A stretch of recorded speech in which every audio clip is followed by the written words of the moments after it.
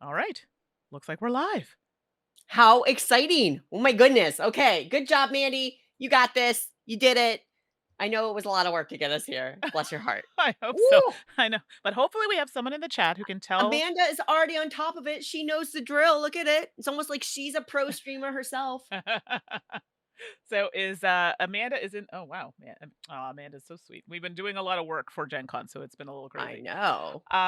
I okay, so you can see in here is the audio okay, Amanda? We're trying something a little different here, so I just want to make sure that it's not coming up weird. Please and thank you.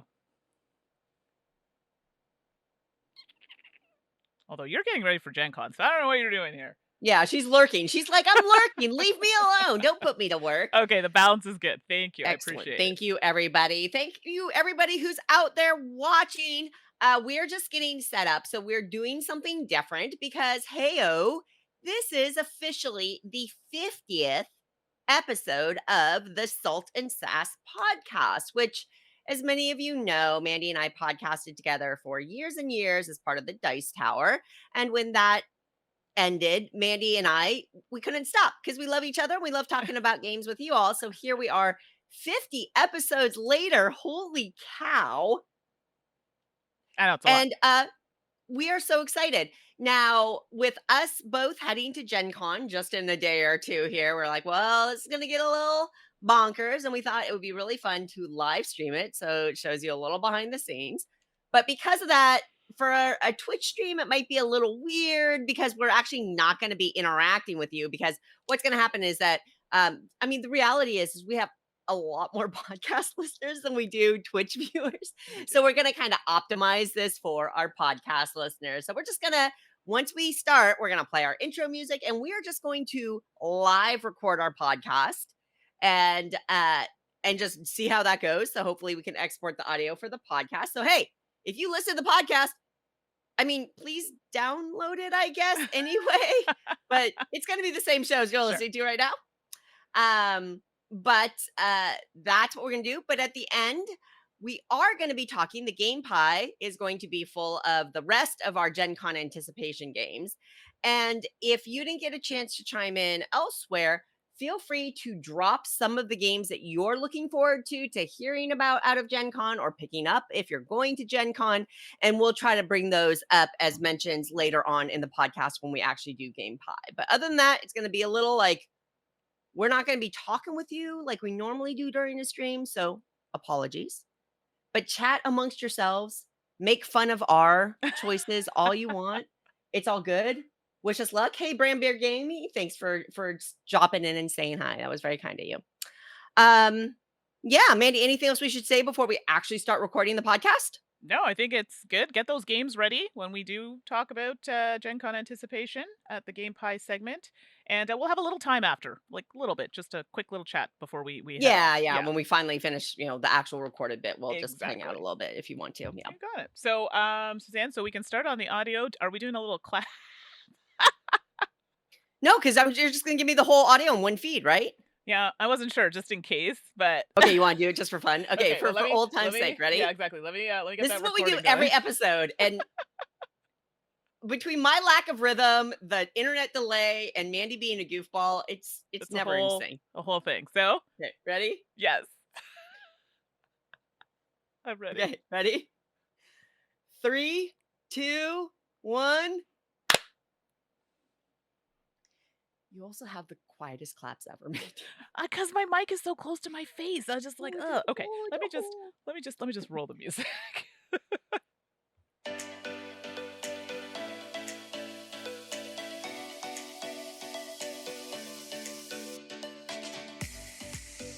It's time for the Salt and Sass podcast, when we share our love for the wonderful world of board games with you, whether you're a gaming veteran or just starting your tabletop journey. Welcome to episode 50, episode L in our little Roman numeral tradition here. I'm Suzanne. And I'm Mandy. Welcome, everybody. For those of you just listening, we did something a little special this episode. We actually live stream it on Twitch.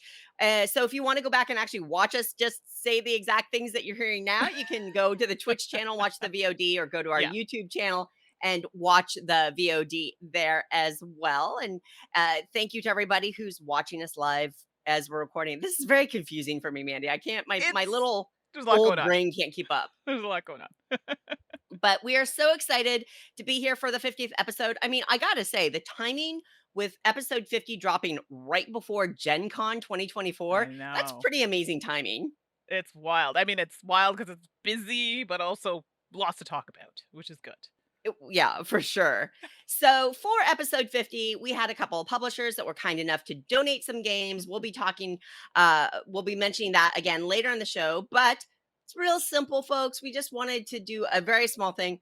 Be honest with you, personally, I don't, if there's nothing wrong with it, but I always, I'm like, do you mind? Would you donate a game for I our giveaway? know. I feel so weird asking publishers for that, which is weird because I work with a publisher, but I didn't feel weird about asking my publisher. Exactly. So we do have a few cool games. So from Restoration Games, we are giving away a copy of Unmatched Slings and Arrows, and we're giving away a copy of Thunder Road Vendetta, the Maximum Chrome Edition. That's the big box with all the bells and whistles in it. And Mandy, it sounds like Rose Gauntlet also went ahead and jumped into. Yes, they're giving away, well, a few things, and one I'm a little excited about because I'm in it. Wahaha. So they've So offered, cool. well, let me get my little notes here. They've offered to give away a copy of Wild Garden with the expansion, with showcasing my mom and I are in that one. So really, really fun. And there's a little recipe we've put in there. So excited for people to see that. And Turnip, which is another game by Rose Gauntlet. So really excited. Some new stuff on the horizon. So be great if you can get your hands on that as well. Excellent. I love it. So if you are interested in entering to win, we're actually going to do the drawing after Gen Con, after this episode of the podcast airs, so that everybody has a little bit of a chance to listen and catch up. So, but if you want to enter to win a copy of that, we'll draw some winners at random. You can email us at our email, saltandsassgames@gmail.com. And to prove that you were really paying attention, you got to enter this secret code. Mandy, what's the secret code? Okay, the secret code, everybody, is Sassy50. That's right. Heyo. I'm approaching my 50s. So like So am I. I'm like hitting that sassy 50 hour. I think we're describing me. Oh God. Oh no. I'm right there with But you. yeah. There we thank you so much, Amanda, for helping us out in the Twitch chat that if you're listening, you can't see. Cool. So I'm really bad at this. I'm really awesome. Cool. So yeah, that is our Gen Con giveaway. Thank you to Restoration Games and to Rose Gauntlet Games for donating those games to give away. That's Yes, awesome. thank you. Meanwhile, I am just getting ready for Gen Con prep from the time of recording. I am flying out tomorrow morning and I haven't started packing yet. That seems like it could be an issue. Oh, I'm right there with you. No, like right there with you. We had a few last minute things that came up, and I'm a little behind schedule, but I at least don't leave till Wednesday morning. You Oh, geez. leave tomorrow. Yeah, I leave tomorrow, so it'll be a long night, but that's okay. It'll be worth it. I'm really looking forward to Gen Con. I think that there's some really cool games I'm looking forward to check out that we Hmm. talked about a little bit last episode where we did the first game pie of like our first half of Gen Con anticipation. I'm also just excited to see all the people there Yeah. because when you've been working in an industry in some capacity, whether it's through media, or whether it's through publisher or just whatever, or whether you're just active on social media and interacting with folks, you form friendships. And it's really amazing to get to see people and hang out with them a little bit in person. Although I find a lot of times hanging out with somebody at Gen Con is seeing them walk towards you down the hallway. And then you're making eye contact and you're waving and you're smiling. And then you go like, hi, it's so good to see you. I'll catch up with you later. Right. And then, you keep on going because All the who running has the around. time? Yeah, but still very fun to see folks. Oh. And Mandy, what else is up? Yeah, so I'm same as you, Gen Con prep. I feel like it's just constant, especially when you go and you're working, right? Like working for multiple things and people, so you've got lots to do. I did a lot of sewing this go around, so I finally finished that, the finishing touches yesterday. Yeah, right down to the wire because I had a few things that I had to make. And so I made some cushion covers for some What? cushions, yes, with some really cool fabric for Rose Gauntlet Foundation for the BIPOC Lounge. Here's the issue, everybody. Here is the issue. I didn't think this through, and if I were smart, I would have just measured them on or tried them on cushions I already had, But I was like, "No, like, I got these ones, I wanna make sure they fit." Yeah, so how am I putting those back in my luggage? Because when I got them, they were, like, like, really flat and, like yeah. So now I'm like, I might have to get something that, like, sucks them down to, like, a flat because I don't know how I'm gonna get them to fit. Nicely done, So, Mandy. yeah, they're sitting there. I'm crying about it a little bit because 'cause I'm flying, so I gotta sort that out. So that's the first thing. So maybe my friend will take pity and bring them for me. We'll see how this goes. Um, I also got some new cat ear headphones. So for those who don't know, I am a collector of the cat ear headphone. These are the new ones for those who are just listening. They are white cat ears that light up. So I have some baby blue ones that are the same kind of model, but this is just the white look to go with, These are white. white. This is angelic They look. So really showcase the lighting beautifully, Mandy. one more to add to the collection. Yeah, and then I just realized they launched the new Razer Hello Kitty for their 50th anniversary. Oh, I no. already have one pair. It's literally the exact same thing, but it's like a different pink. And I'm like, do I need that? I don't think so. So I might just let that one go. We'll see. My mom really likes the way they fit, We'll so see. we'll see about that. Yeah, Mhm. so there's that. And then the last thing is our Tanglewoods playthrough on the YouTube. So for those who weren't able to watch it, I don't know if it's still on crowdfunding. It might have a few days left. I'm not 100% sure. I From probably Game should have Found checked or that yeah. or Game Found or something like that. Yeah. But it's a solo game from Chip Theory Games, and Tanglewoods is kind of the new one that new world they've added because this is a game that existed before. And we did a playthrough where Suzanne was driving the playthrough, and I was there. Woo! GG's, go go! She played. So Yeah, giving advice of sorts at the times. the chat was better for that than I was. So if you're interested in seeing how that playthrough went, it is on. I think it's still here on. Sorry, I can't talk. It is still Yeah, I on think the Twitch, but you can also oh, yeah. find it on YouTube as well if you'd like to watch it. And the crowdfunding campaign is over, but I'm sure if you go and you follow the campaign, they'll usually what happens is a campaign ends and then they'll open up some late pledges. So you can always follow it and then you'll get the alert when they reopen it. For those of you who have played the 20 strong system from Chip Theory or who are into solo games in general or who like Manny Tremblay's work, who's well known for his work in Dice Throne as well, I mean, the red deck out of Tanglewoods, my favorite 20 strong deck. It's so much fun. And hopefully you see that in the stream because it's really cool. Yeah, it's super super good. So if you haven't checked it out, that's it. Other than that, I've been playing a lot of Baldur's Gate. That's it. Okay, moving on. Number 3. Excellent. Well, we are going to dive in. We've got a couple of crowdfunding games we want to highlight, a few games that we've been playing, and of course, we are going to serve up a game pie at the end of the episode, like we always do, wrapping up our Gen Con anticipation games. Don't forget that for those of you who are watching this, you can always drop the games that you are interested in seeing more about at Gen Con into the chat, and we'll pull that in at the game pie as well. So, Mandy, what did you pull out of the crowdfunding world for us? Well, I know. I try to step away from the RPGs. Well, they just drew me right back in. But it's not just a solo RPG. This is an expansion to an RPG that again I purchased and I have not yet played, but now I'm like really thinking I might want to get on it until because more of these are going to come out. And that is, and please excuse my pronunciation, Ahutiko, a Coyote and Crow expansion. So this is by Coyote and Crow Games, and this is an expansion to a previous Kickstarter that they had. So it's an RPG. It ends on Friday, August 16th, so you do have some time to check it out. And it retails for about 60 US, 83 Canadian. And the premise is a horror and mystery setting expansion for Kite and Crow role Oh playing my game. gosh, that's so up your alley. That's made Right. for you. I'm Holy cow. so excited to try it. And I'm going to pull it up.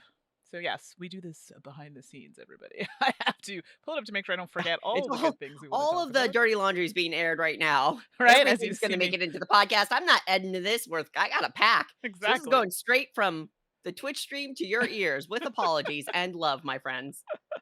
So it does say that there are two. You can choose the standard edition, or for a limited run, they have a night edition.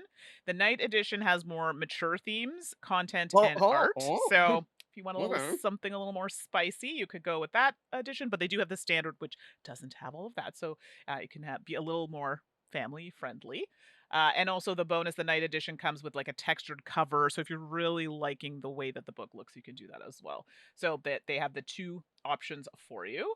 And I mean, for me in general, I love the fact that you have groups like, Kite and Crow Games getting part like their culture and making that, showcasing that in the games that they're doing and, being proud to show that and also educating us at the same time. So I think there's absolutely nothing wrong with that. And I think it's wonderful that they're doing that. And I am happy to support, which I usually do because I bought the first one and obviously I'm going to try and support this one. The theme is right up my alley.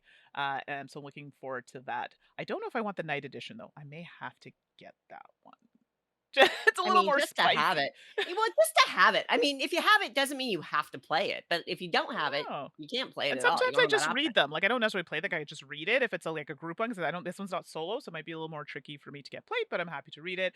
But they also talk about that they have like multimedia components. Like they also have like clips and photographs and other things that you can discover in the book. So it's not just that. You also have some kind of hidden elements, which, come on, we all know everybody likes a good puzzle or two. So for those of you who want to know a little bit more, or maybe you have the first one and want to get the expansion, check out Ahutiko, a Coyote and Crow expansion. Excellent. Well, I almost missed this campaign and I would have been so sad. And friend of Salt and Sass, Amanda, actually already streamed it. So she's way ahead of us. So if you want to see it, the stream is linked on the Kickstarter page. But Burgle Brothers 3 is Oh, on Kickstarter right now. And at the time that this episode drops, you have less than a week because it ends August 6th. But oh my gosh, I gotta highlight Burgle Brothers when it comes up. So this is Burgle Brothers 3 Future Flip. So, of course, Burgle Brothers ooh. always has that vibe of like a heist film in the 50s. But here we have Future Flip. So, kind of shifting the setting. And I think that they're keeping all the core things about Burgle Brothers, that cooperative hidden movement thing that you really love. But they're adding a ton of new mechanisms as Hmm. options like disguises and personal missions that you can achieve, which are the two that I'm most excited about. There's an optional expansion that you can add in as well, or you can get the full Burgle Brothers line.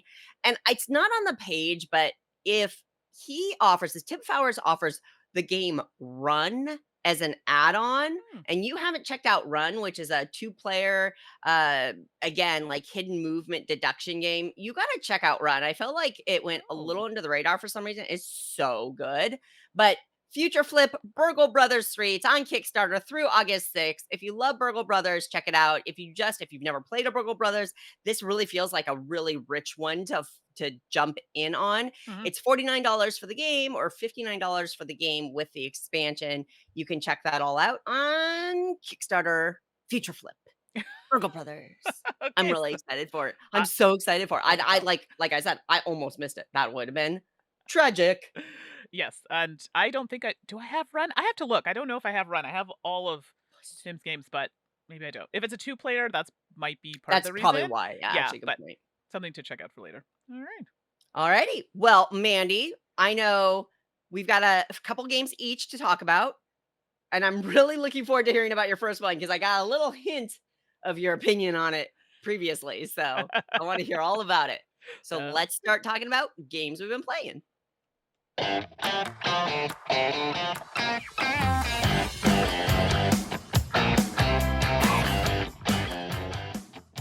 All right, Mandy. I'm looking at the show notes. What do you have for us? Bring it, girl.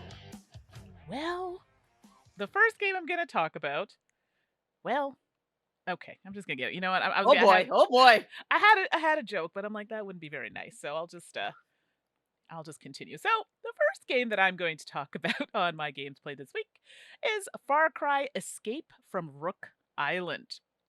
So, for those of you who are like, Far Cry? That sounds familiar. That's right. Far Cry based off of the video game Far Cry. So, the designer is actually not listed on BGG.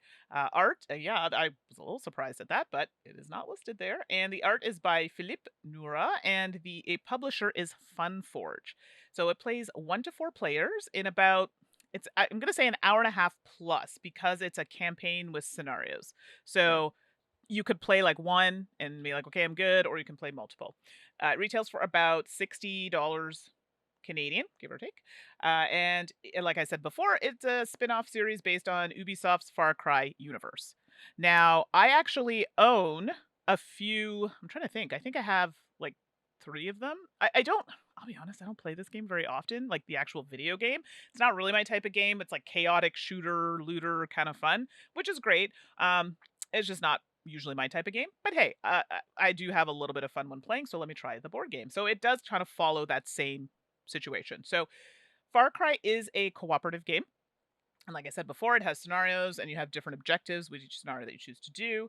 And it definitely is pushing that video game play. I don't know how else to explain that, but like you're playing a video game, but in a board game, which can then make things a little tedious. But I digress. We'll get back to that in a moment. So the first things first, the rulebook will take you through the basics. Everybody's getting to choose a character that they want to play, and obviously, if this is your first game, they have a starter scenario, and then you can roll into another scenario after. So there is a save system, which I think a lot of these games do encourage, but it definitely comes across as like a like a video game type save system. So once you've finished a scenario, you can like use your monies and things, get your XP and use your money to get better weapons and things like that. If you're not going to progress into campaign, you won't be able to do these things. So it's just a one and done, and that's the end of it. So coming back to the game itself, you're going to start, if you're doing the first play, it's like a starter scenario. Everyone gets characters. You have holsters to hold your weapons. So you'll have some like starting cards that everybody gets. And then there are ones that you can choose from in the display. So everybody gets those. And your holsters can only hold so many things. This wasn't super clear, I'll be honest, in the rule book about what you start with. So we kind of had to guess. That was a little tricky. So that was one thing that we had struggle with. But the rule book had some other situations. We'll get to that in a minute. Um, so you have like a terrain map that's set out, and it's a very, very thin map. So it moves fairly easily. So you do have to be careful. But the book tells you how to lay out, things that you can shoot or where the enemies will be played. And the enemies have their own boards and tokens to keep track of their health, their stats, and if they have things that happen before, during a turn, before they take a turn, if someone's close proximity. So for those of you who play video games, if you move away from an enemy in a lot of video games, and if you've been playing Baldur's Gate 3, you'll know this. It's like a proximity attack. So if you're too close to an enemy, you move away, they can attack you. So things like that will be on these cards, and they'll give you an objective. Like you need to save the big guy for last. So basically, kill everybody else, and then you'll kill the big guy last. And this will give you XP. So if you don't do the main, like they have the objective and then they have side quests. We all know those. I'm a big proponent of side quests. Here, as long as you get the main one, you're good. If you don't finish the main quest, obviously you're going to fail that campaign or mission. So there are a lot of things you can do in the game. It's really like the game. A lot of shoot, shoot, shoot, pew, pew, pew, blow up some barrels, kill the things around you. You also have to deal with things like line of sight. So for those of you who played games like Fallout, the board game Fallout or things like that, you do actually have the little stick that measures, can I see this person behind a rock? If they're behind a tree and I hit the tree, great, a coconut can pop down and damage them and things like that. So very much like the video game, a little chaotic, a little fun. Fire spreads, little tokens go on the board, they get injured, that sort of thing. So you're trying to take them down to zero, fulfill your objective. I can't really say much more than that. As I said before, you only get XP, upgrades to weapons, upgrading your holsters, all of that stuff if you are progressing in the game. So if you aren't going to progress and you're like, this is just a one-off or whatever, then that's what it is. So a lot of those things mean nothing for you. So they're just there, but you can just skip it because it's part of the saved system. So yeah. So this is where I'm like, the game ends when, but the game ends when you either decide to finish the campaign or in our case, after a couple games, we got the gist of it. Let me start off with something nice. The game had a really cute, what do you call it? Like when you go to the arcade, like a little arcade booth, it was like a dice tower because you have to roll dice, right? To see if your attacks hit and things like that. And that was really cool. And it kind of looked like an arcade stand with Far Cry. And I'm feeling that. There were a lot of pieces in this game, like a lot, and very small pieces. And the board itself to the map for the movement was literally like you just touch it and it moves. The pieces are on there, it moves. Like I'm like, this could have been a more substantial terrain in my opinion. I digress. Um, yeah, so the rule book, there were some issues. Now, I don't know if anybody knows the background of Far Cry. If you look around, it is not very well advertised. It's actually very difficult to find in general. I think you can find it in the stores, but it's not super The advertised. board game that you're talking Excuse about me, now? the board game. Oh yeah, Yeah, well, uh, it's yeah. published by FunForge, so Also, I didn't realize it was on Kickstarter. So I didn't realize it had been on Kickstarter. It did not reach its funding, and I guess or they pulled it and then decided just to push it to retail. There were some challenges because when you go looking for this, the videos that do actually cover it, it's a different art on the box. The game itself looks a little different, but it's the same game or it's listed under the same title of game. The rulebook had some problems. Some things were not clear, and some terminology obviously had been changed at some point, but not changed in the rulebook. so, yikes. so it would refer to something, and we're like, wait, what? Is that the same as that? Like, there were a couple times that happened, and I was just like, oh my goodness. The coloring was off. So this kind of mattered because you have dice that you need to use for certain weapons that you're using, if it's a melee or if it's a range attack, and you have to use certain colored dice. The red and the orange and the yellow were a problem. The yellow and the orange kind of look close, but then the red kind of looked like it could be orange, and then it wasn't consistent. So one card would look one way, it would look different on the cardboard trackers. So it was a lot of, yeah, okay, sure, we think this makes sense. Just based on the wording or terminology, we would just kind of go that way, but it wasn't great. So this wasn't the worst game like this I've played, but it was not the best. I feel like this is a game that definitely could have been good, but it just needed a lot of polishing. Like the rule book, different terminology. I don't I wasn't a huge fan of like the amount of pieces. Like I get it because of the type of game it is, but I feel like a different system could have been used. I did think it was cool though that like when you went all ragey, rampagey in the game, you have like an insanity tracker. I mean, it falls in line with the video game, so it kind of makes sense. Like it stayed true to the theme of the game and a whole video game styling, and I appreciate that, but there were too many things that were making it complicated for us to play and frustrating. So, and it took a long time.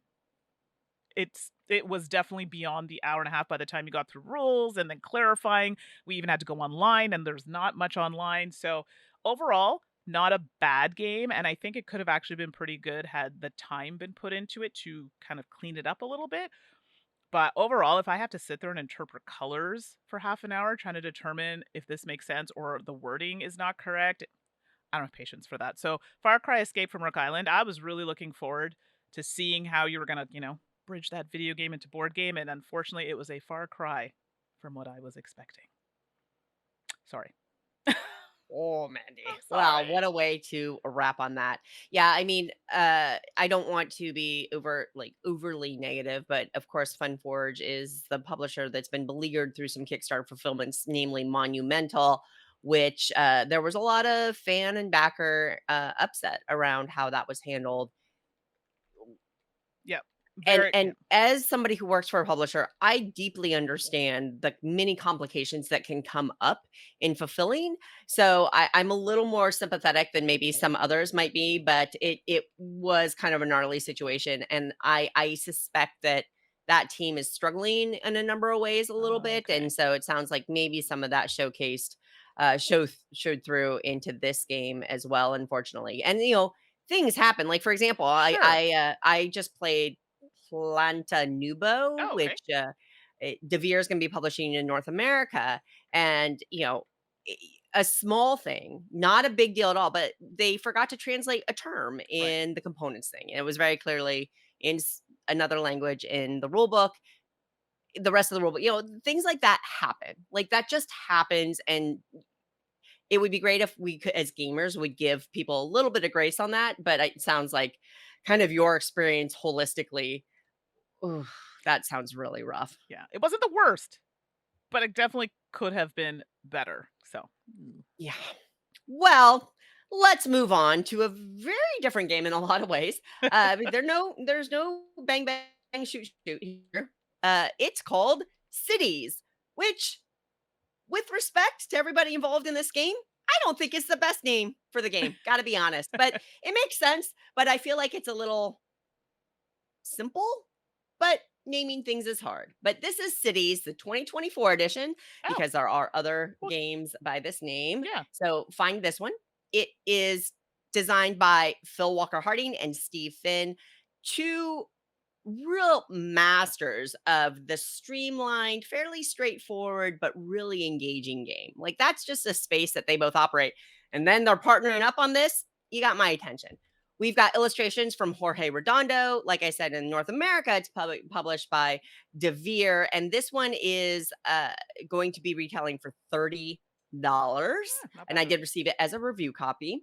So cities is you're building out a city. You're building out a personal tableau. There's a shared board there which has all the items that you're going to be drafting. When you set it up, there are 4 double-sided city tiles, New York, Madrid, that kind of thing that you can pick from, and they will change 3 core scoring elements for Mm, the game. So that adds some variability, which is really nice. But basically this is a drafting and tableau building or tile laying game. So you've got 4 key elements. You've got scoring cards, mhm, city tiles, features, which are like little accents that you put on top, and building pieces that are plastic building pieces that stack on top of each other in a variety of colors. And what you're going to be doing throughout the game is you are going to be drafting all of these things. So it varies a little bit depending on player count, but I found it worked very well because at 2, you just draft twice around instead of just mhm, going once through. But every round, you will draft one of each of those things: a scoring card, a tile, a feature, and building pieces. And then you're going to be adding them to your personal tableau. At the end of the game, you're going to have a 3 by 3 grid of city tiles, and then you will score them appropriately. And there is going to be a ton of different scoring because along with the city that you have selected dictating 3 kind of first come for get, the first person who to accomplish it gets the highest points. right. That's how the city scoring works. You've got those, but you're drafting these scoring cards as well, and those will compound your scoring as you go, and you're completely customizing what you're going to be scoring based on what cards you're drafting. And I always love a game that lets you decide how to score it. I just love that mechanism. And Cities has that to the utmost, which is really, really cool. And I mean, that's really the game. You're drafting these different elements and seeing how you score out based on your scoring cards and that. And it really is that quick and simple. The Once you draft everything, you refill everything and you do it again until you all have 9 tiles in front of you. So that's usually 4 rounds of play or 8 rounds of play, depending on player count. Um, what one interesting element of this too is that each section for each of the things, the scoring cards, they will have a mystery or a face down item. So, hey, here are the 3 city tiles face up, and there's one face down. That seems like such a small detail, but it really adds something to the game. There's this kind of YOLO element of like, why not? I'll take the face down one because nothing Yeah. else looks good. Yeah, yeah, yeah. Or sometimes it really is nothing else looks good. So I might as well risk it here. And somehow it just ups the not tension. It makes it fun. Yeah. Like it's a really nice element that I think is a subtle detail in the game design, but I think it pays off hugely. Another element are these scoring cards. So maybe you'll score points for every one tall green building.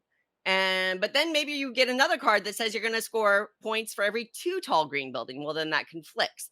Right. Or maybe you're going to get 2 tall yellow, 1 tall green, and then a full row of building things. Cool. But there are multiples of the same card in the deck. So you can actually get multiple copies of the same scorecard, which means you could skyrocket your scores if you get some synchronous Mhm. compounding scoring. And that is a feature, not a bug. You know that going in, so be aware. And that kind of pushes players to engage. And it's not a very, I mean, it's a drafting game, so you're taking away from Yeah. other people.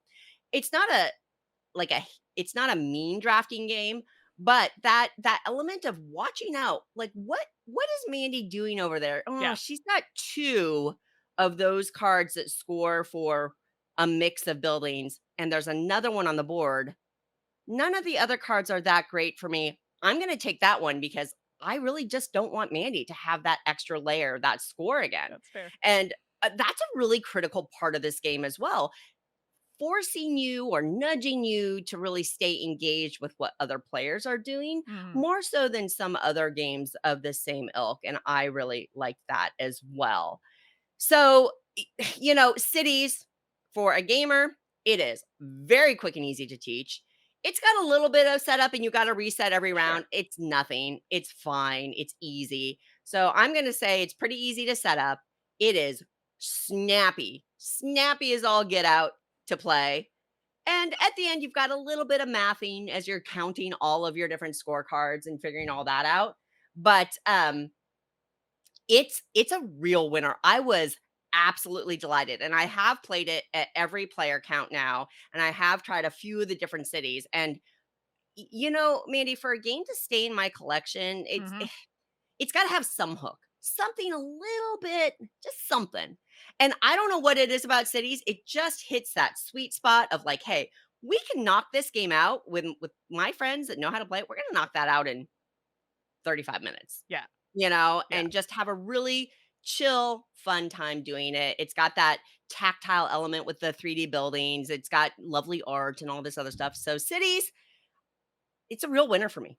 Yeah, Cities is great. We actually were able to get it to the table, and my group doesn't like, and put this in quotes, but mean games or games where there's that kind of potential negative interaction, stealing a space or whatever.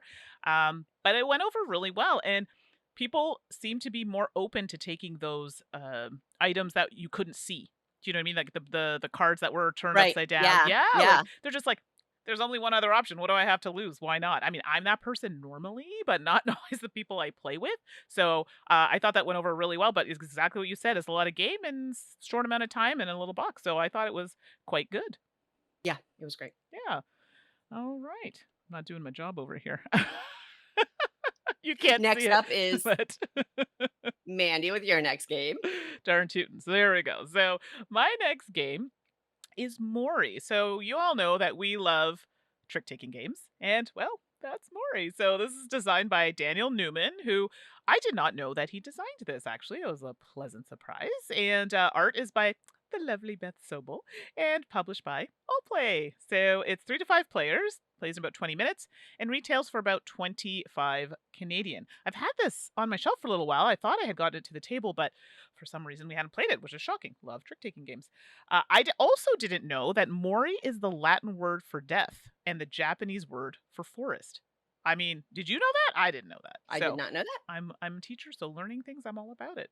And I think that's where the art of this game comes into play. So for those of you listening, the cover of the box has some really lovely flowers in like white and blue and red, but then in the middle, there's a skull. Just peeking through this arrangement of flowers. So I think that's where it kind of ties those in. So Mori, as I said before, is a trick taking game.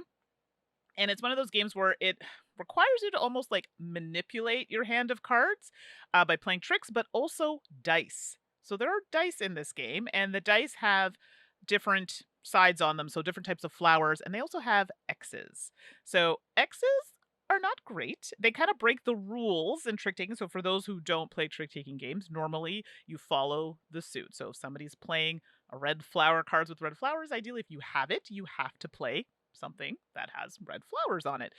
They also have something called a trump suit. So that's the suit that can beat this. That's a different suit that will beat this suit. And there's a card that's on the board. I think this is where the dice sit, and it'll tell you what suit trumps another suit. So it'll be like the red, and they'll have like an arrow that goes, for example, to like the orange, and the orange. So now you know that red will trump orange if it came down to that. So you could play that card to beat that out.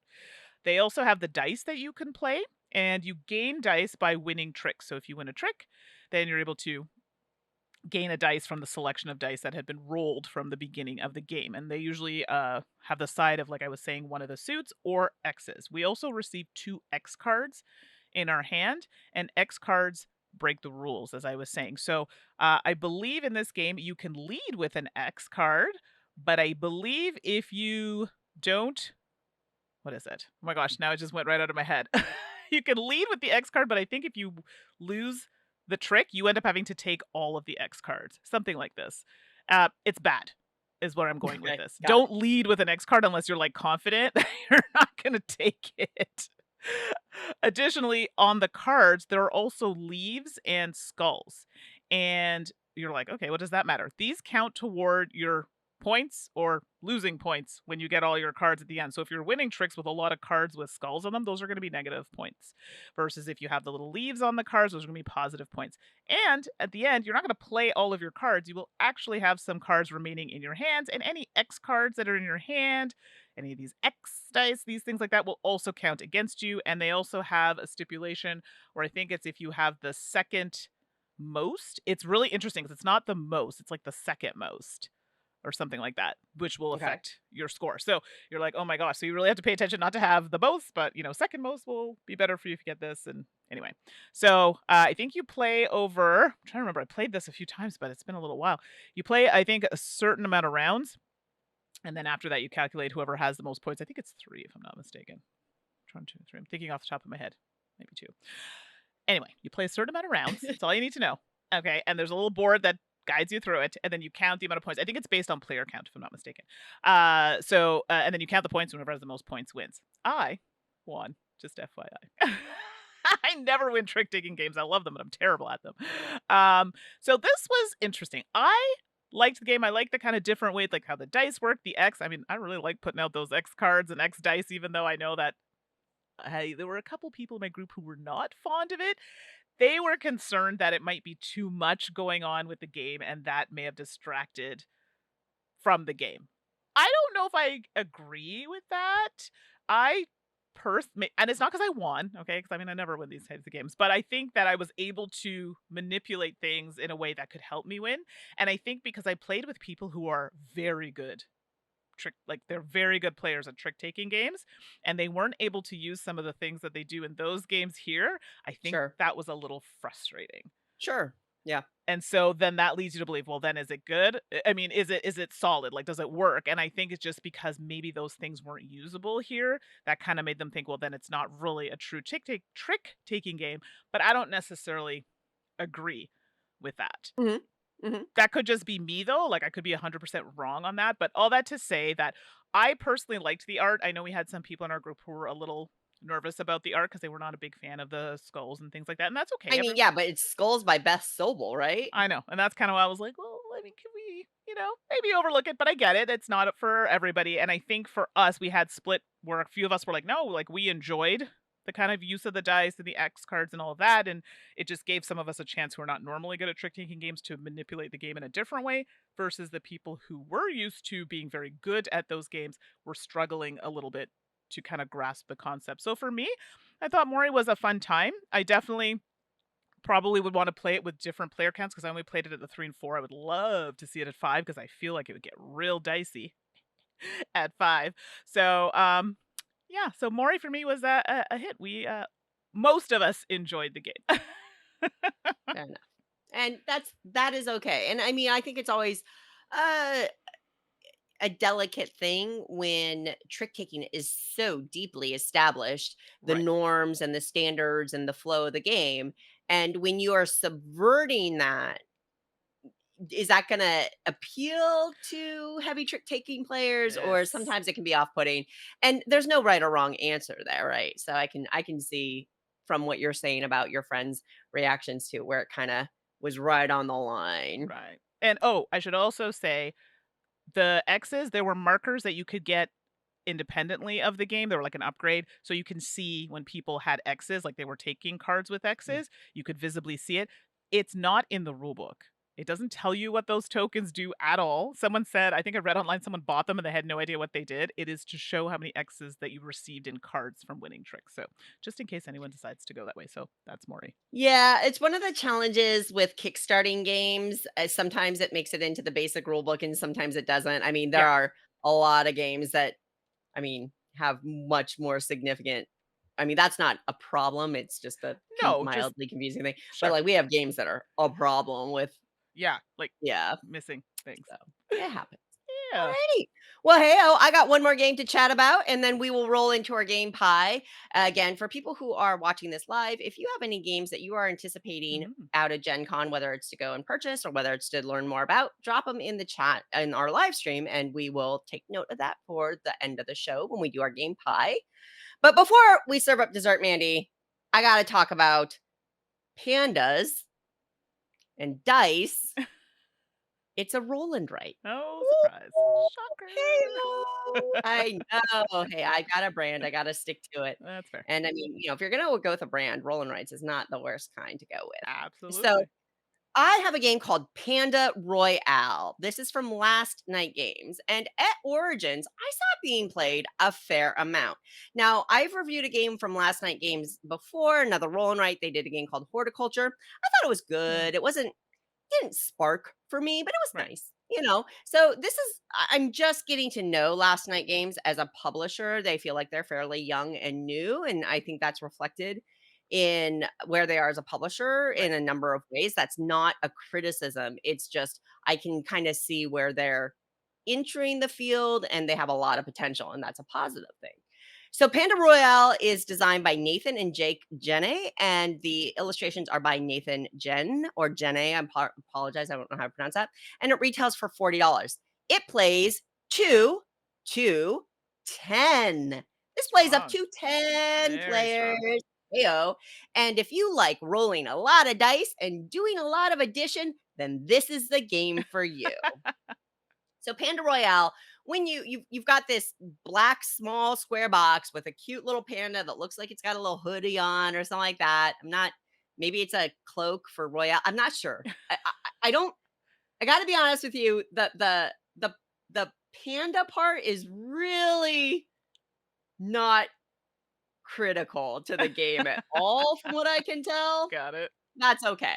So you're gonna get a pretty straightforward pad of paper that are your score sheets, and you're gonna get a massive bag just with so many polyhedral dice. Just blah, like you shake it, and the box Oh. is heavy because it's got so many ding dang dice in it, right?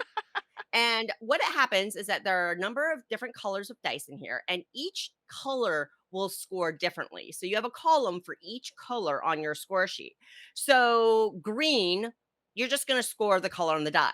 But the only dice that are green are the D20s. So they have a Oh. high maximum potential, right? Okay. Meanwhile, you've got uh purple, which will always score double. So you roll your Hmm. dice and you just double what you get. Cool. Then you've got blue, and blue dice will score that, but if you get a blue with sparkles in it, ooh, then it will double your blue score. I like this. Yeah. Then you get the red. Red dice have white numbers and black numbers on them. Okay. And math, your white numbers are your positives, your black numbers are your negatives. So when you roll them, you're going to add up the white and the black, Okay. figure out what that number is, and then multiply it by the number of red dice you rolled. So it is Okay. possible to get massive points. Ask me how I know. Oh, It's also possible to go massively in the negative this way because yes. -20 times 6 is not good. Ask me how I know. Right. So that's the game. So what happens is that you are all going to start with a basic yellow D6. That's your starter die. You roll it. Whoever rolls the lowest, you're going to get a pink pity die. That's like a D10, and you add that up. Then dice are pulled out of the bag, set out, and then you draft a new die for the next round. Hmm. So your dice pool is growing and growing and growing as you're playing this game. And I'm talking about the colors of the dice, but the dice are all also seeded by the potential high side, right? So is there a D8? Is there a D10? Is there a D12? It will depend on the color that you're playing, so that impacts the math that way. Right. So you are adding dice to your pool every time. So by the end of the game, you are rolling this fistful of polyhedral dice, and it's just shake, shake, shake, shake, shake, throw. It's very, very satisfying. And then you add up your math. There's no re-rolls in this game. What you get is what you get, and there you go. And that on its own, I know it's kind of it's actually a challenging game to like sell through words because it's like, Hmm. so it's completely luck driven and random. And what's the point? It is, but first of all, you do have, I think, what are interesting decisions about what dice are available and what colors. I Mm, think that's a huge thing. Another thing is this yellow color. So yellow is your starter die. The person with the highest yellow score gets to draft first. mm, But yellow just scores flat out. There's nothing really special about yellow. But maybe you want to draft more yellow dice so that you get first pick later in the game when things can really matter. And you actually do try to essentially engine build with these dice. Are you going blue where you're fighting over the blue sparkly dice? I'll tell you, player count really matters here because of the number of dice that are coming out right. that you potentially can pull from. And then another really big thing in this game is the clear dice. There are Mm. clear dice that are the quote unquote trade dice. And by trade, I mean when you roll your clear dice, you're just going to score what they are. But then, dun da da da, you get to trade air quotes a die with an opponent. So, Right. Mandy, you have that sweet blue sparkly die I've been needing. You now have a clear white die, and I have a blue sparkly die for the next round, hopefully really amplifying my score. That those trade dice, and I'm gonna air quote them every time because Yeah. trade, Uh-huh. really enhances the gameplay as well. Now, I will say it is dice. There are no rerolls. It is random, but it's also super simple, Mm. incredibly fast. Like the physicality of rolling a fistful of dice is very entertaining. And I really like that. But because it's random, you can end up with somebody who's very clearly in the lead. Are you using those clear dice to draft away from them? Are you deny drafting dice that are building their engine? I mean, there are ways you can try to mitigate that. Still a dice game. The other random thing I want to call out, it gives you a black bag with a little panda printed on it. So Aw. cute to pull the dice out of. Um, Wash the bag because it Mm. rubs off on your hand. So whoever's pulling the dice out, if you look at your hand after you're playing, you're gonna have like it's gonna be like dirty looking. It's black because Ooh. like the dye on the bag is rubbing off on your hand. Just wash it. It'll be fine. I'll soften it up a little bit too. But Panda Royale is a surprise game to me because even reading the rules, it's kind of something that I'm like, it just sounds too simple, But what I think you ended up with is a game that is actually a delightful, almost party-esque roll and write filler. It's a Okay. blast. I really love this game, and I love that it plays 2 to 10. It plays a little differently depending on player count, again, because of the number of dice Mm. that come into the dice pool. Right. Um, it's great. So Panda Royale, I if you if you want a party roll and write game, I think this is it. This is fun. I like it. I've never heard of this game, That's by the the way. thing. They are a small publisher. I have comments about their um I have comments about things that I would suggest that they do differently as a publisher to help make them more like to grow their brand awareness and to better establish their brand as a publisher. And I only say that because I like what they are doing and I would like to see them succeed. Yeah. And again, if anything about this game, so the only tie to the panda is that the start turn marker is a little cardboard panda head. That's I have no idea why this game is called Panda Royale at all. There's no pandas on the dice. I am unaware of any panda traditions where they like to roll things and they have royal battles over I don't know. But I I think the purple robe though, because purple's royalty and they wanna be royal. See? Huh? Huh? there we go. Okay. There we go. Moving on. All right. Well, there you go. Those are some games that we have been playing. Whew! We are going to wrap up as we always do, almost always do, with a game pie celebrating our 50th episode. We are rolling into Gen Con. Last episode, we did the first serving of Gen Con anticipation pie. We are wrapping another. We're so excited about Gen Con. We had to serve up 2 game pies for it.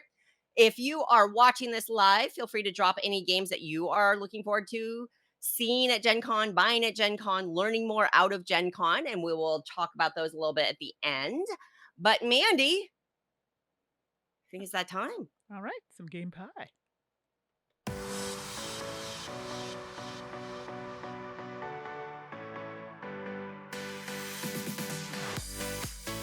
It's time for your board game dessert, folks. It's game pie time. Game pie is when Mandy and I serve up a selection of games curated by our whims and our excellent taste.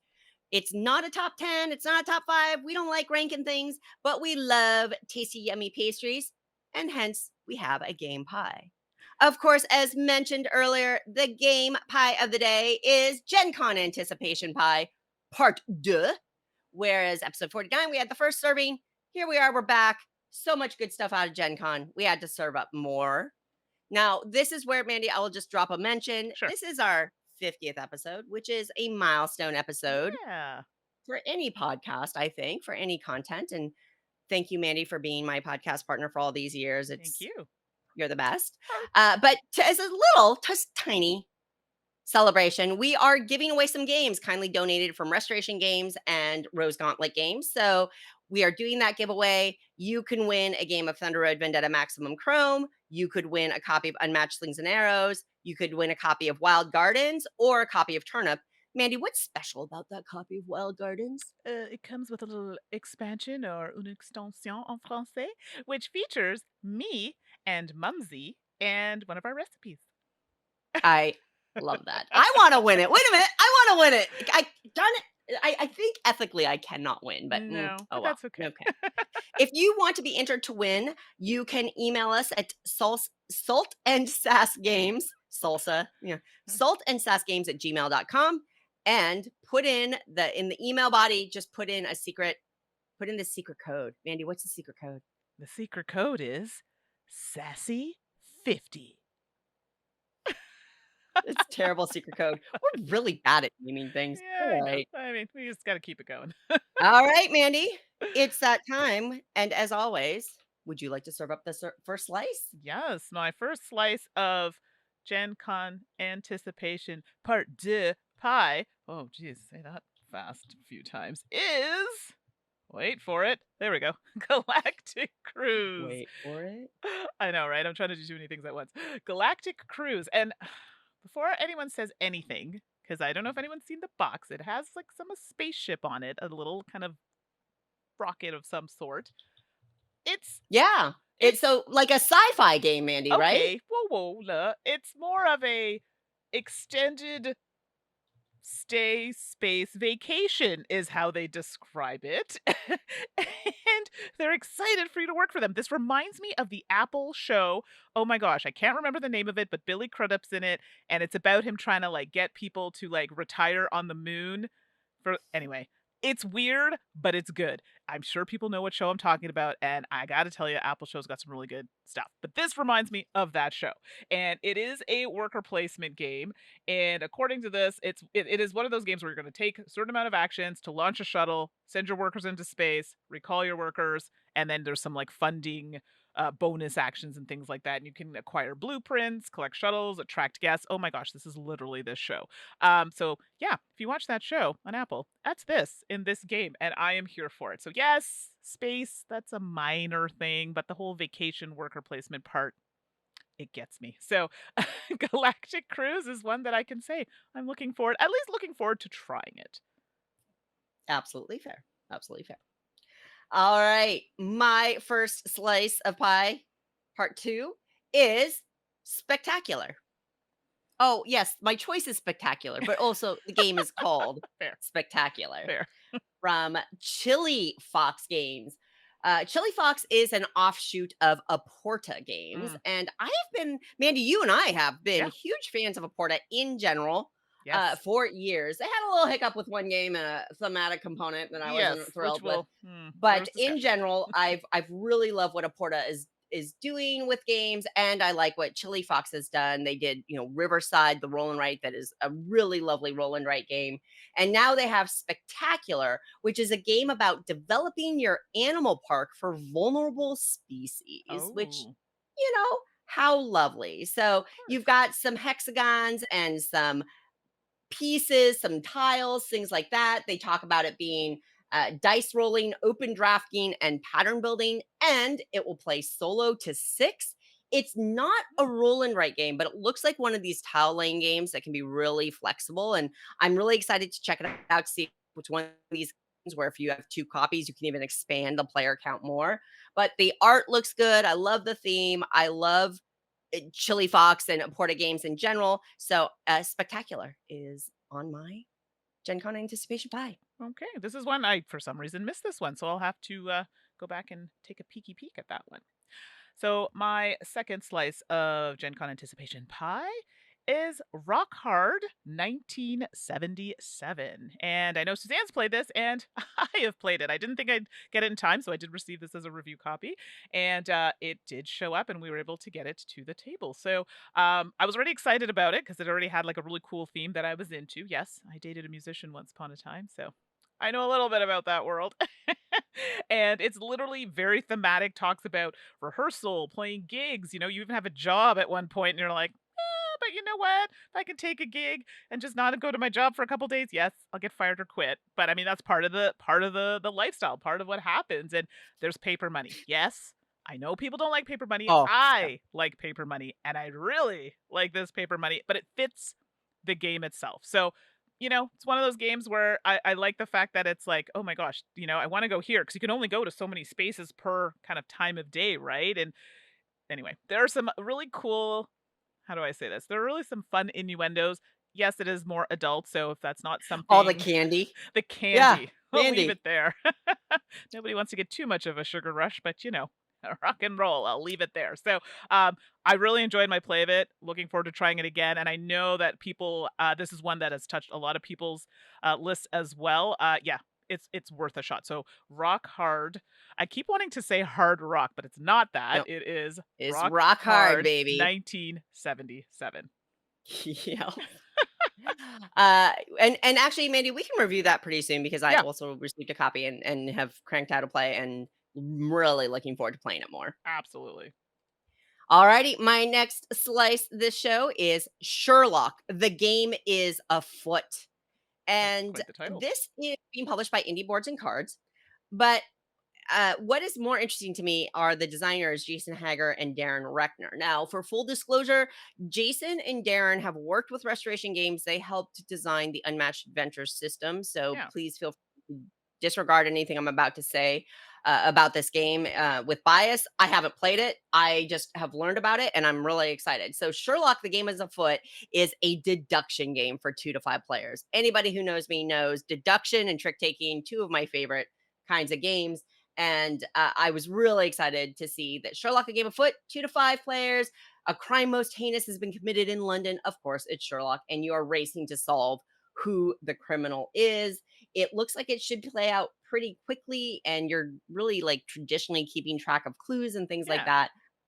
A new deduction game from these designers who I've also seen a trick taking game that they have coming out from Keymaster. Mm, Maybe at Gen Con or maybe I can't remember. okay. That is really, really good. I got to play a prototype of that. So I'm excited for Sherlock. The game is afoot. I mean, the title is fun. I like that. So, Very curious to traditional. hear more. All right, so my next slice of pie is an expansion. I don't know what is with me and expansions this year. Yeah. But Weirdo. Beacon Patrol Ships and Shores. So, this is a game that I actually played solo. Yes, there was a stream, and no, I'm not very good at it. But hey, we had fun, and that's all that matters. But I did like it enough that I do want to try the expansion to see what it adds to this really fun tile laying game. I do like tile laying games, and I find these are actually really nice games to play solo because it's basically you against the game, right? You trying to get the better score. Now, I tend to make it difficult on myself and get trapped, and I'm like, oh shoot, I can't place this tile here. But I'm curious to see if they add more types of tiles or elements to make it not necessarily more challenging or difficult, but just different. Do you know what I mean? So it's one of those games. I know it's an app is coming out for Yeah. this game You soon. don't need to make that game more difficult, for God's it's sake, woman. it's so hard, exactly. So I'm hoping it's not too challenging. And I know they're coming out with a Steam app soon or something like this. So looking forward to when that launches as well. So that is Beacon Patrol, Ships and Shores, and this is coming out from Pandasaurus. So I've been really bad about saying that. Excellent. Well, Mandy, I think you have a game called Confusing Lands is queued up for me next, I but do. I'm gonna pull an audible on you. I Oh. switched it out.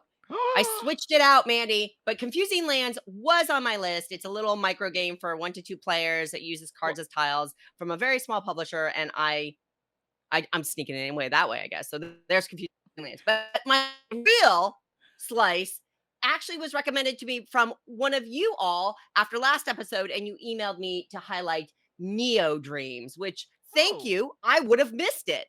Neo Dreams is the new game from Ivan Leshin. Heyo. I don't know Oh, this. who's Ivan Leshin? Because it's hard to keep track of names. Sure. Ivan Leshin is the designer of Smartphone and Furnace. Oh, I hello. saw Mandy, that face. That was my face. Oh, Mm. Ivan. New game from Ivan. Yes, indeed. Neo Dreams. Honestly, I got to be honest. I don't know much about it other than it's new and it's from Ivan Leshin. I'm not even bothering to research it because I'm going to go and try to buy a copy at Gen Con no matter what. It is they're going to have Hobby World says they will have limited copies. I am unaware of any larger deal to bring it over stateside. They Mm. work with a number of US publishers. So hopefully a bit.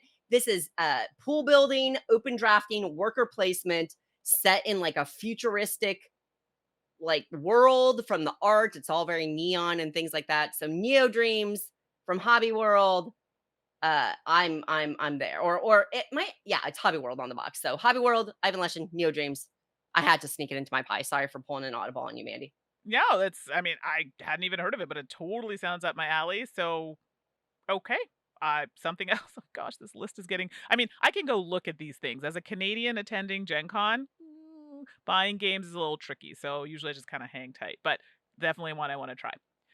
Well, my last slice of pie is Expedition Northwest Passage, and it says HMS Terror Edition. Not really sure what that means, and I guess I could ask, considering that I do in fact know the designer because he is local to me. So, yeah, so this is a game by the same designer that does Blueprints, so Yves Tourigny, and his games are usually pretty good. This one falls in like the 60-minute mark, and I think Matago is the one that's publishing this. And I'll be honest with you, I don't know too much about it, but someone who's local, I like to, keep in contact with the types of games that they create. But this one does seem to be one where you do have a bit of set collection, tile placement, all things that are kind of keywords to me that I like, and obviously looking at the Northwest Passage. So I don't know, maybe there'll be some like historical elements to learn along the way.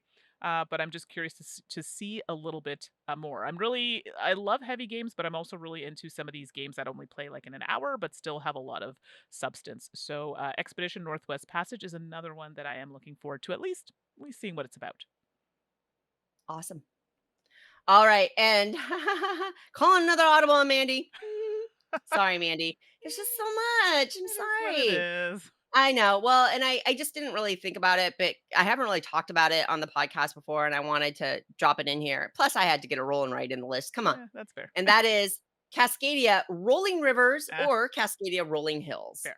These are the roll and write games set in the Cascadia world. Of course, the Spiel des Jahres winning Cascadia coming from Flat Out Games. And I actually Flat Out Games is local in Seattle to me, Oh, so I okay. had the opportunity to actually play a prototype of these. Oh boy, I was impressed. So the designer again is still Randy Flynn, the designer of Cascadia. It's funny, I've been aware of his effort with this game Mhm. for years. So they Right. have put a lot of time and energy in designing and developing this game and really honed it. And what is interesting is that either set they have slight differences, kind of like not the Isle of Trains, but the rolling tracks game from Horrible Games, Rolling Ink, Yeah. right? Rolling Ink, is that it? No. Is it No, Rolling Ink? railway, No, Railroad railway, Ink. railroading. Yeah, I'm like Railroad Ink. railroad It's like ink. Railroad Ink where there are meaningful differences, but not you're not upheaving the Right. entire core system. And that's kind of where we are with the Rolling Hills, Rolling Rivers games. And I gotta say, I was really impressed, primarily because each box has a different sheets, and the different sheets score completely differently. So each sheet provides a complete different puzzle for you and your friends Mm, to play through and experience. So one of them was pretty bog standard Roland, right? And very straightforward, enjoyable for what it was, and probably a nice intro. right. But then flash forward a couple of sheets, and then we got a game that the way it scored, the way it worked with the board layout and the adjacency and the icon bouncing and the comboing. One, it was incredible how it felt. It really felt like Cascadia, the Mhm. Roland Wright game Yep. in a number of ways, and the complexity just notched up tremendously. And even though the same basic system felt completely different from the earlier sheet as you're Right. kind of ramping up. And I thought that that was really, really cool. For a roll and write, it feels like there's a lot of value in the box, and I only got to play a few of them, I 3 of them, I think, and I'm really looking forward to picking these up at Gen Con. So I that's played yeah. Cascadia, Rolling Hills, and Rolling I Rivers. played this one. It's good. Oh, Reggie taught us me at I think it was PAX probably last year. So yeah, really cool. excellent! Yeah, they're really, I really enjoyed them. So we did have a few of y'all Yeah. chime in. Unsurprisingly, Rock Hard showed up on Ben O'Skeen's list and Bari's list. If you're going, make sure to check it out. Yes. I mean, spoiler alert. It's I'll roll fun. like that. It's You good. know.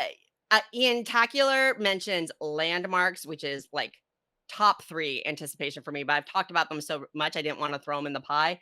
Excellent choice. Yes. And It's the fun. Hero Skeep reprint, which of Oh course yeah. is from Renegade Games and their deal with Hasbro. So they should have a ton of that Heroescape reprint there. And Yubari also mentioned Reef Project, Mandy, that was on your last pie, Yes, it was. and Rebel Princess coming out from oh, they published Cat in the Box in the Rebel? US and Oh, what? Bezier Bezier, Games? Bezier, thank Yeah. you. Yeah, coming out from Bezier, which looks really gorgeous and interesting as well. So great choices there, folks. Oh wow. Okay. I had to look that one up. Amazing. So, for any of you all listening or watching that may be at Gen Con, both Mandy and I will be there. I will be a lot at the Restoration Games booth or in the Restoration Games event space. Feel free to stop by. I always am saying this now, and it's paid off a few times for me where I tell people, hey, if you see something amazing, stop Yeah. by and let me know because I don't get that much time to walk the halls. So it's easy for me to Yeah. miss things. So help me focus and find cool things. So if you see me and you want to drop a few tips my way, feel free to do so. Mandy, where do you think folks could find you? Oh my goodness. So I will be kind of all over because I'm doing some work for Gen Con. I'm also doing some work at the Rose Gauntlet Foundation. So you'll find me probably the BIPOC Lounge, or at least if you're in there, let them know that you're looking for me because I'll be popping in there from time to time. I'll be wandering the halls, but I'm also going to be trying to attend a few events as well. So if anything, I'm kind of mostly there as an attendee with a purpose. But BIPOC Lounge is probably one of the safer bets that you'll catch me or just in the halls. Great. And then, just as a reminder, final reminder, folks, this was our 50th episode. More than ever, we're so grateful for your support and your kind listenership over the last 50 episodes. Holy cow. I mean, Oh, transitioning from Dice Tower to our own thing is a little scary, right? And yeah. it's just been really gratifying and amazing to have all of you go on this journey with us. And as a small thank you, we did get a few games to give away. So the way that this is going to work, you will have to email us at saltandsassgames@gmail.com. Put in the secret code. Mandy, what's the secret code? Sassy 50. I know, I'm so bad at this. And you will be entered to win a copy of Thunder Road Maximum Chrome or Unmatched Slings and Arrows or Oh, sorry. I wasn't prepared. Don't stop on me. we're so All right. smooth. Or 50 turnip, episodes, and this is how smooth we are. or Amazing, huh? turnip, or or wild garden. I'm sorry if I don't have things written down in front of me. I just don't remember. So yes, you though we have those 4 amazing games to give away. Just email us, SeltonSassGames@gmail with the secret code Sassy50, and you will be entered to win. We will be drawing after Gen Con, and we'll email the winners appropriately. Thank you so much to Restoration Games and to Rose Gauntlet Games for kindly donating those prizes. As always, folks, it has been a pleasure and privilege podcasting with you today. Thank you so much for everybody who joined us on the live broadcast. We haven't done this, and it could have gone worse. That's for sure. I don't Thank think it you, wa I think Mandy, it for went doing well. all this hard tech work to make it come together. I appreciate you so much. Well, thanks for doing And this with me. I think 50 is a great time for us to kind of have a moment and Yeah. reminisce and just really, we say it every episode because we mean it every episode, that we really are so grateful that you've allowed us to become part of your extended gaming family and for you to be part of ours. We ignored the Twitch chat largely because we're recording for the audio podcast, but we see you in there and we appreciate all of your support so very, very much. So with that said, don't forget to enter the gateway. You can also email us with any questions. If you're shy, you don't want to talk to us in public, that's fine. You can email us with any other things at saltandsassgames@gmail.com or chime in on our Board Game Geek Guild on boardgamegeek.com. That's Guild 4131. Or we're always good for a quick chat on the socials too, Mandy. Yeah, the socials. You can find us. Well, you might actually be potentially watching us right here on the Twitch or maybe on the YouTube, and that's Salt and Sass Games. So Salt and Sass Games. You may also find us on the Twitter. That's right, I said Twitter at Salt and Sass Games. So that's Salt in Sass Games. You can find me on Instagram, Twitter, Blue Sky, all the things at 613 Mandy. That's Mandy with an I. How about you, Suzanne? And you can find me on all the social media spaces. I'm at 425 Suzanne. Thank you again, everyone, for being here. If you're attending Gen Con, I hope that you have a safe and happy and pleasant journey and a great time at the show.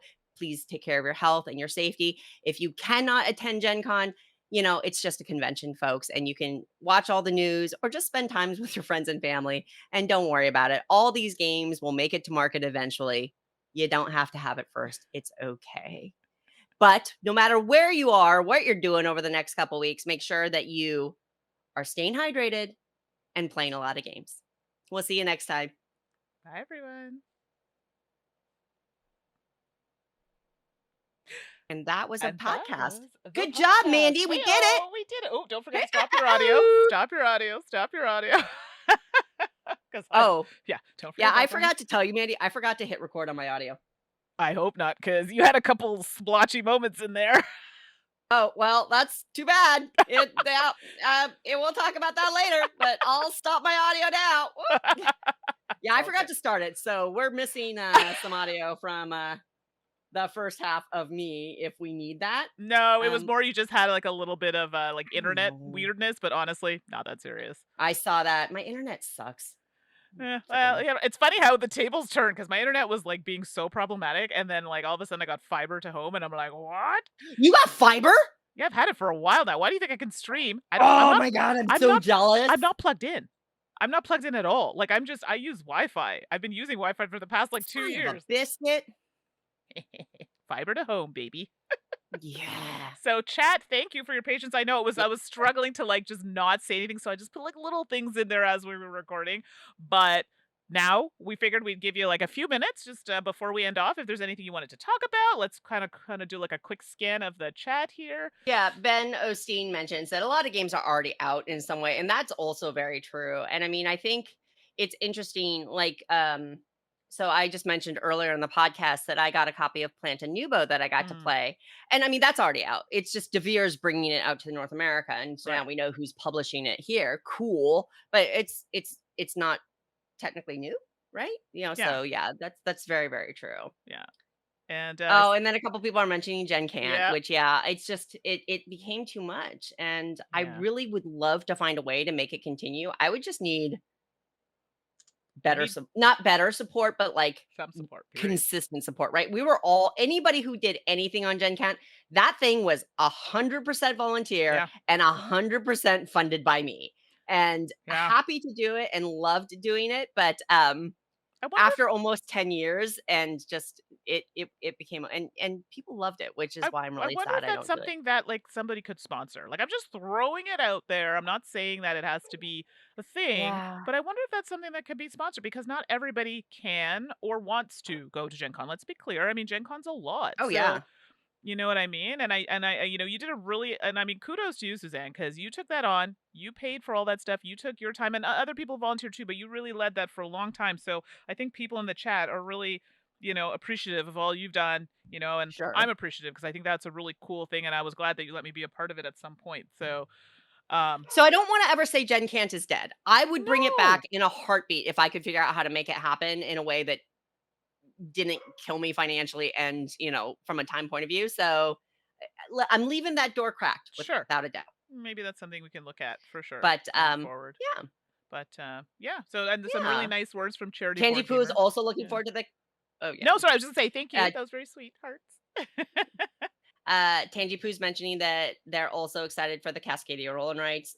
Yeah, I really liked the demo playthroughs of it that I Yeah. got, so I'm hoping to pick up It copies was there. it was good, Tangie. You'll like it. Actually, we might even so that was one that we were asked about for a review if we wanted to review that. So that We might were? be Oh, you might have missed that email, my friend. Oh, son of a biscuit! We'll have Guy! to talk after the stream. Oh, yeah, we gotta talk. Heck yeah. Dang, girl. Ruh-roh. Um, I will also say I didn't mention, like, there were a lot of games. I mean, it's an interesting time in games, and I think Sure. some people talked about how strong or weak 2023 and 2024 were for games. People's opinions on that are going to vary.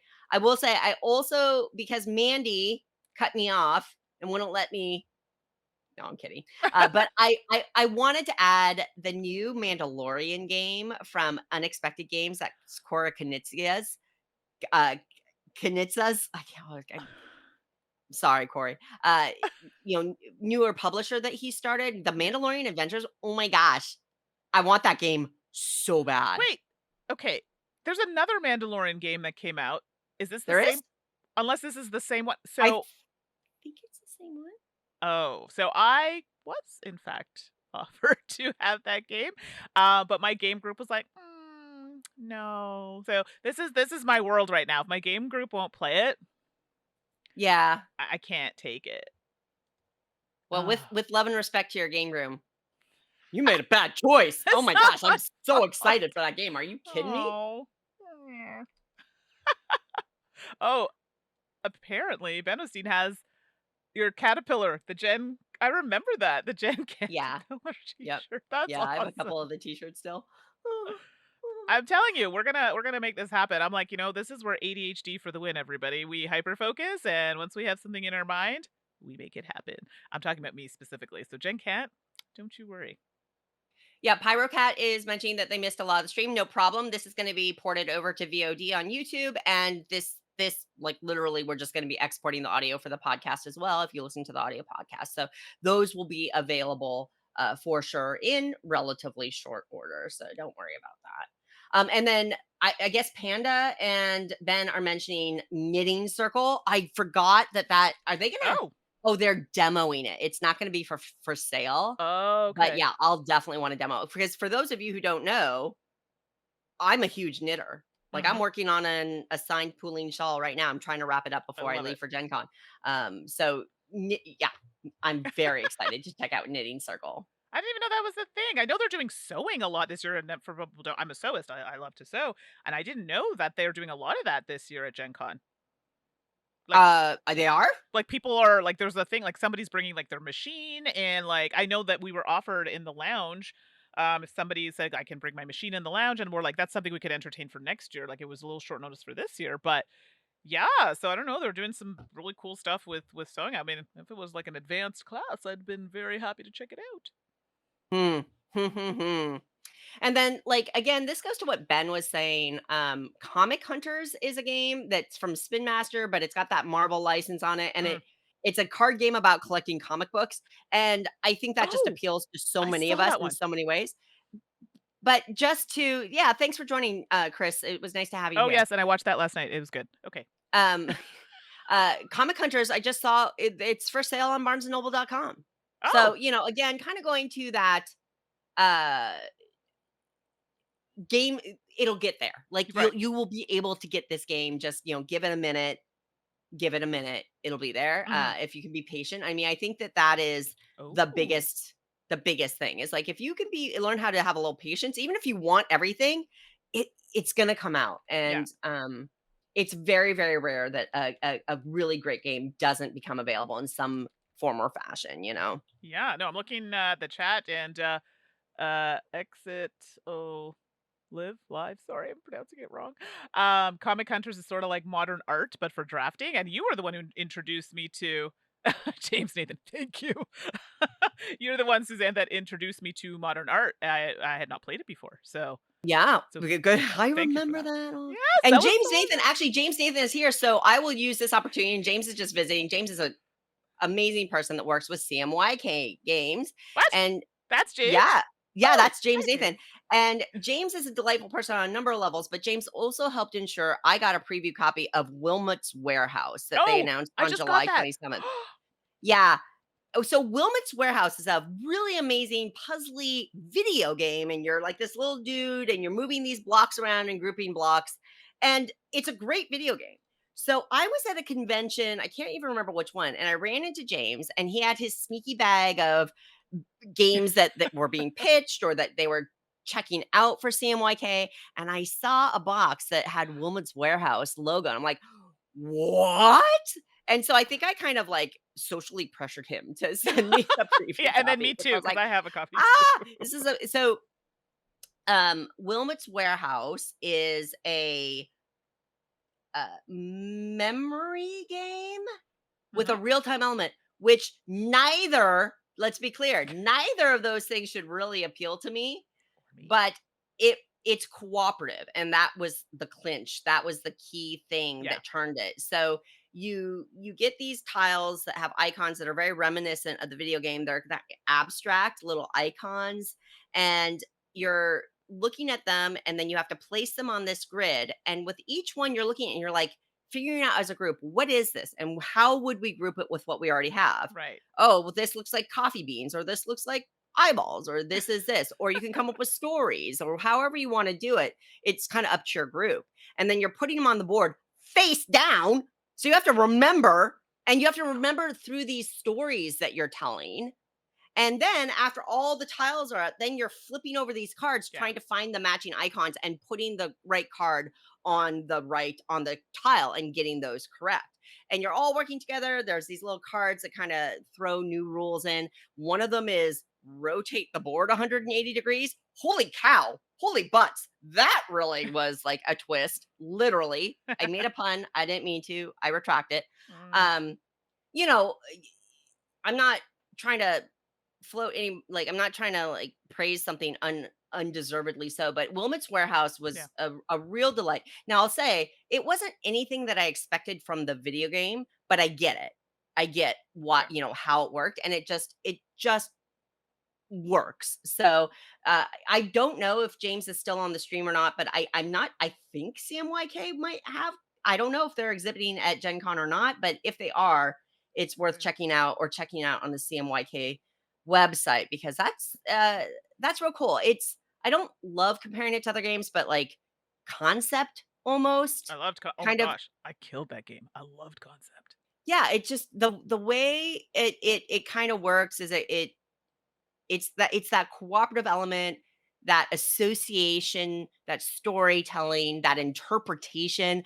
The abstract nature of the icons really is fun. Like, I, one of my Yep. games, my friend Boards Alive, they're a little, they're Canadian, Ah! Mandy, but they're a little Canadian. And so everything was like nipples. Oh, that's blue nipples. I'm like, what? Okay, It's that's like, a that's a blue nipple. All right, it's a that blue nipple.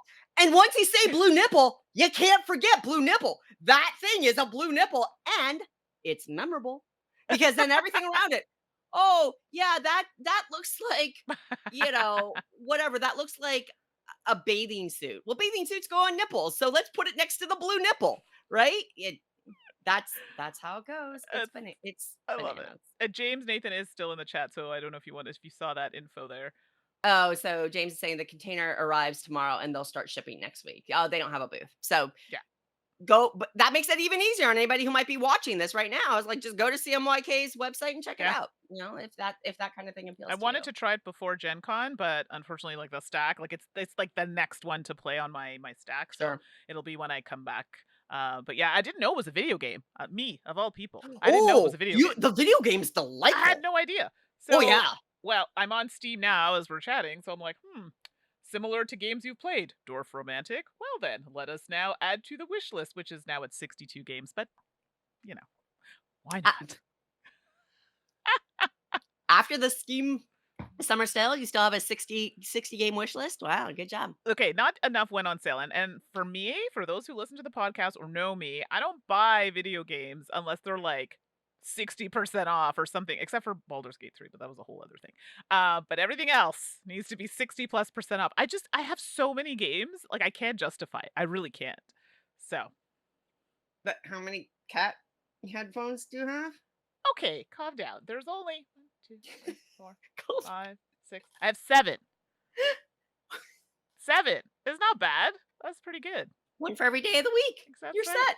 And, I also got my nails done. I don't know if you can see that, Suzanne. Ooh. A Oh little my god, is that like ice Hello cream. Kitty? No, it's ice cream. Oh, forgot. Oh my gosh, it's Wait, melty. so that's the ice cream's melty, but, like, this is the melty face one. Amazing. Got them done for Gen Con. Oh, Amazing. and Ben's is staying Wilmot's warehouse is delightful but stressy as a video game. Oh my gosh, am I gonna get stressed out? Seriously? 'Cause there's No, it's like it's a puzzly game. You're grouping, you're moving and grouping and grouping and moving. It's all good. It's all oh, good. You're alright, good. You're good. You're good. It's alright. good. It's on the You're list. good. It's currently $20. It's regular price. I Just gotta wait. add it to your wish list and wait until it goes on sale, you cheapo. Darn right. Actually, you're not cheapo. To be clear, that's not fair. You're frugal and getting the more out of your money. That's a smart thing. I can't justify it, but that's fair. I mean, I do spend money probably unnecessarily on other things, but that's a conversation for a different day. Speaking of which, Yes. Mandy, I think it's, we got packing to do. I got packing to do. I fly out in like 12 2. hours. So Yes. I got to pack. So you have to pack. I also have to pack and figure out how I'm gonna fit 4 cushions in my luggage. I don't know how that's gonna work, so I might have to do a little zippy You sucking the air goof. out thing. I don't know how that's gonna work. So, yeah, that's my own little Oh, thanks, Tetris game. folks, for hanging out with us. It was really great. Thanks for participating in this live stream podcast experiment with us. It was great to have you here, Amanda Panda. Thanks Yeah, for thank you. modding in there and Very grabbing much some appreciated. sneaky commenters that we needed to ban. Appreciate that. Yes, thank you. Thank you, everybody, so much. I hope I get to see some of you at Gen Con. I'll see a lot of you online. Don't forget to try to enter to win those games Yes, because, please. yeah. Because All yeah, so right. this is actually not going to be posted on YouTube until Wednesday, because Wednesday is the normal drop of the podcast, and we also can't with Twitch rules. So Wednesday. Thanks, everybody. Have a wonderful afternoon, evening, morning, depending on where you are. Yeah, and We maybe will we'll see see you you at next Gen Con. episode. Yeah. Bye, everybody.